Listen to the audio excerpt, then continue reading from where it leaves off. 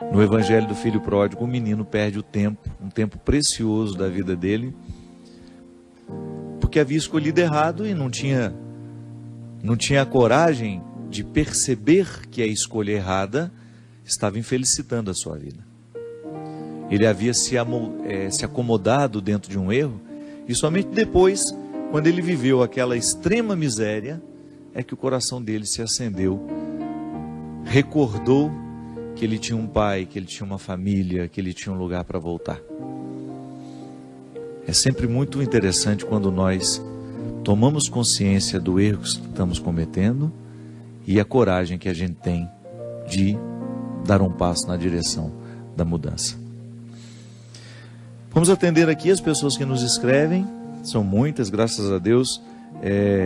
A gente tem a oportunidade de ver por onde a gente vai, os frutos do programa Direção Espiritual, e toda vez que você partilha a sua vida, a gente tem a oportunidade de falar a muitos corações que estão vivendo a mesma dor, o mesmo conflito que você vive.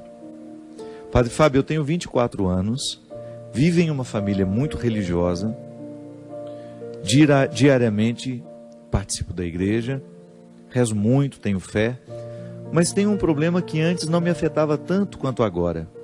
Sou um desastre quando o assunto é relacionamentos. Todos os meus relacionamentos até hoje, padre, foram rasos e eu sempre saio muito ferida deles. Sou muito intensa e sofro muito por isso. Meu último início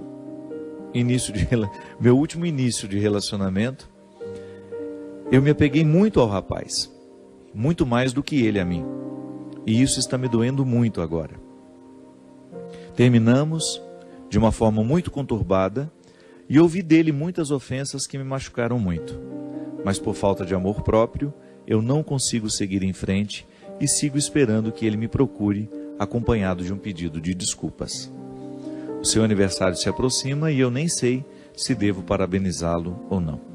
Padre, gostaria muito de um conselho seu, uma direção espiritual, porque meu coração já está cansado e só de pensar em conhecer outra pessoa, começar tudo de novo desde o início, já me desanima.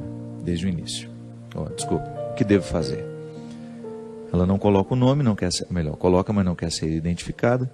Minha filha, você tocou numa questão aqui fundamental. Toda vez que nós estabelecemos um relacionamento com o outro, a gente precisa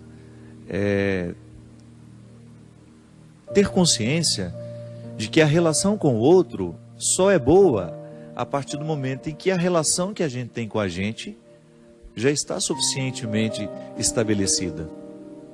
É o conceito de pessoa que a gente trabalha no livro Quem Me Roubou de Mim, que eu escrevi justamente sobre essas questões de relacionamento, de pessoas que sofrem muito. O conceito de pessoa inspirado pela antropologia cristã, judaico-cristã, nos diz que a pessoa é aquela que tem a posse de si. Em outras palavras mais simples, né? É aquela que se possui, que é dona de si. É aquela que já conseguiu conhecer-se o suficiente, já tomou posse de si.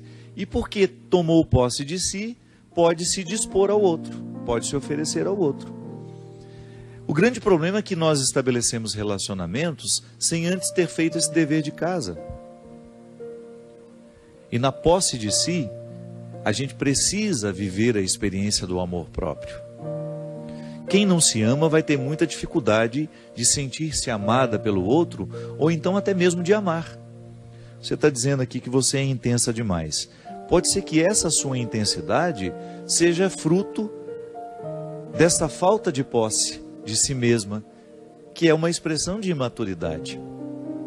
Tá certo, todo mundo tem o direito de ser intenso, mas a intensidade não pode atropelar o processo, né? Eu não posso atropelar o meu processo no relacionamento, no conhecimento de uma pessoa. Tem que ir devagar. Você não sabe quem o outro é. Você terá de passar pelo processo normativo. Isso é a norma, né? Faz parte de todo o processo de conhecer alguém, dar os passos gradativos. A intensidade já pode ser expressão de uma imaturidade que você alimenta. Precisa ter muito cuidado quando você vai estabelecer um relacionamento com o outro, colocando a sua intimidade, a intimidade do seu coração, colocando seus sentimentos. Então, às vezes não dá certo por isso. Eu ainda não amadureci o suficiente para poder oferecer-me ao outro. Você tem 24 anos, você é muito jovem ainda, e é provável que você vá aprendendo com o tempo. Agora, veja bem, esse sofrimento que você passa ao outro, hoje, já que você identificou que ele aconteceu da mesma forma nos outros relacionamentos, significa que pode ser que o erro esteja justamente na maneira como você administra esses relacionamentos. Nós não podemos ficar repetindo conscientemente os mesmos erros. Tenha coragem de colocar para você, de identificar como é que você erra ao estabelecer o relacionamento com o outro. Onde é que você peca, poderíamos dizer, né? Não no sentido de pecado que precisa ser confessado ao padre, não. Mas aquele pecado que você peca contra você mesmo. Você abre mão demais do seu mundo para ter o outro na sua vida? Que às vezes é assim. O namoro começa e você imediatamente abre mão do seu mundo porque você quer agradar o outro. Você abre mão das realidades que você tem, daquelas que já faziam parte de você. Às vezes existem relacionamentos em que os cônjuges exigem até que o outro deixe os seus amigos de lado. Não é possível isso. Não há possibilidade de você estabelecer um relacionamento em que você tenha que abrir mão da sua vida para que aquilo dê certo. Ah, padre, mas o amor não é renúncia? Sim, mas espera o amor concretizar-se, espera você saber que de fato você ama e é amado, para começar a dar passos na direção dessas renúncias. Precisa namorar sem muitas pretensões no primeiro momento. Precisa namorar com mais leveza. Não abra totalmente o seu coração para alguém que acabou de chegar. Você não sabe se isso vai valer a pena. Não quebre a sua intimidade só para ter a garantia de que o outro vai ficar. Não. O amor, ele dá é muito mais fácil você encontrar um relacionamento em que você se sinta amada quando você não espera tanto por ele, quando você não cria tantas expectativas, né? Olha, você já está idealizando até o retorno do rapaz.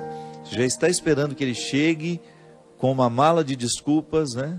Para poder recomeçar com você. Isso aqui já é expectativa que você não tem o direito de alimentar. E outra, namoro. O namoro, ele é um ensaio do casamento. Quando você namora, você fica vendo aquilo que pode dar certo e aquilo que não, e aquilo que tem tudo para dar errado. Por isso que ele precisa ter a liberdade de terminar, né? Mas é isso aí, minha filha, faça um investimento em você. Leia esse livro aqui, eu acho que vai te ajudar. Se você não tiver tido a oportunidade de conhecer esse livro, Quem Me Roubou de Mim, é uma leitura que eu acho que pode ser positiva para todo mundo que passa a dificuldade de amar demais ou de amar de menos e de não ser capaz de estabelecer vínculos duradouros. Aliás, essa é uma característica dos nossos dias, né? É impressionante como os vínculos são cada vez mais transitórios. Nós temos dificuldade de fazer com que um relacionamento quebre aquela primeira barreira da superficialidade, que ele fique fecundo. E não é só namoro, não. Até um relacionamento de amizade passa por esse risco. Como é difícil a gente alimentar uma amizade profunda.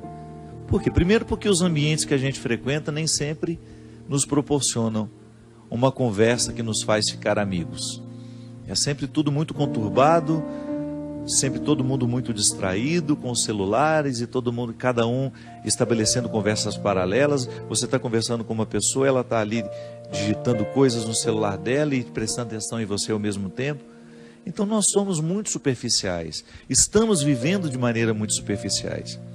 É natural que os nossos relacionamentos também entrem pela mesma perspectiva, né? Não é possível a gente criar vínculos fecundos com tanta superficialidade. É uma mudança de vida mesmo.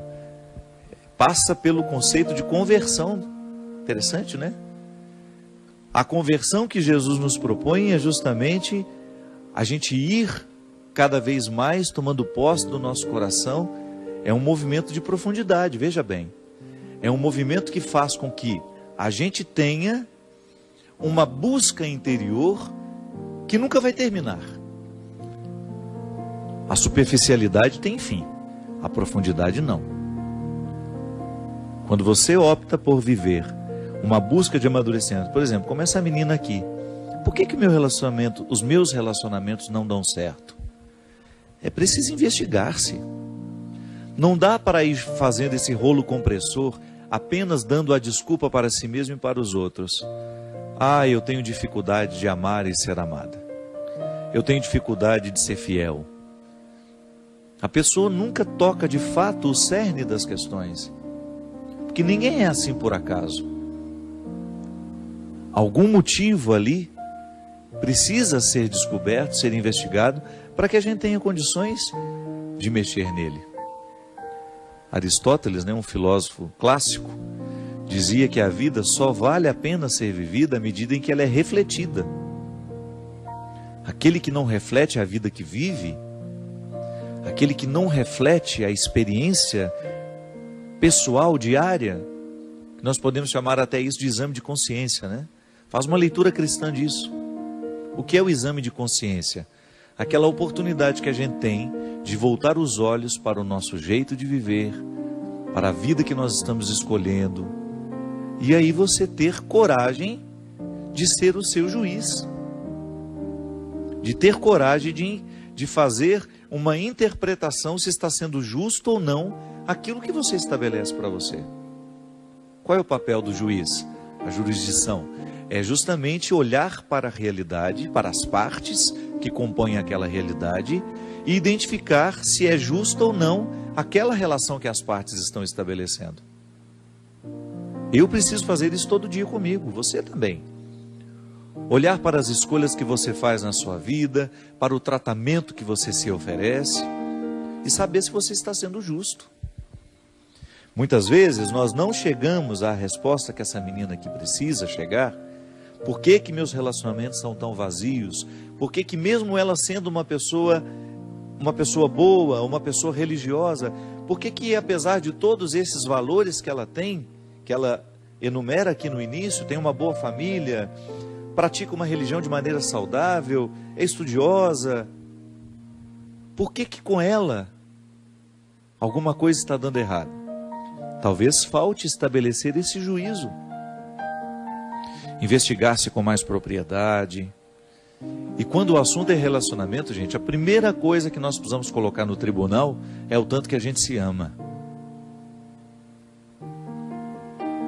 Não podemos negligenciar o amor que a gente se oferece. Que boicote é esse? É um auto-boicote, né? A pessoa se boicota o tempo todo. Porque ela, ao invés de oferecer a ela o amor necessário, isso é, o cuidado, porque como é que o amor próprio se expressa na vida de uma pessoa? Através do cuidado. Do cuidado que eu tenho comigo, com o meu corpo, com a minha saúde, o cuidado que eu tenho com a minha alma, com o meu espírito, aquilo que eu me ofereço diariamente, o livro que eu leio, a música que eu escuto, os lugares que eu frequento, os amigos que eu deixo ter uma autoridade sobre mim. Tudo isso é expressão do amor próprio. Quem não se ama, não passa no filtro aquilo que se oferece. É igual aqui em Minas, naquele coador antigo, né, que a gente passava o café. O coador que era? Era um filtro de pano, feito pela nossa mãe, para que a gente pudesse tomar a parte do café que nos interessava. Porque vai jogar o pó dentro do café para você ver, para ver se você consegue tomar. Não dá. É preciso ter o filtro de pano, que a gente chama de coador, para que a gente fique com a parte boa do café. Muitas vezes nós não usamos esse filtro para perceber o que a gente se oferece. A gente vai causando uma intoxicação da alma, uma intoxicação da mente, uma intoxicação de tudo aquilo que nos gera. Aí você tem todos os significados: mente, coração, alma, espírito. A gente fica poluído. Por quê? Porque a vida, o mundo, as realidades que estão de fora, elas podem ser nocivas a nós. É claro que tem muita coisa boa de fora que vem nos ajudar, nessa consistência humana. Agora, se a gente não passa pelo filtro essas realidades, pode ser que a gente esteja tomando um café envenenado. Pode ser que a gente esteja provocando uma intoxicação dentro de nós, porque a gente não teve coragem de identificar, de colocar ali um filtro que nos ajudasse a ficar mais puros. O amor próprio é esse ponto de partida para que todo relacionamento seja saudável.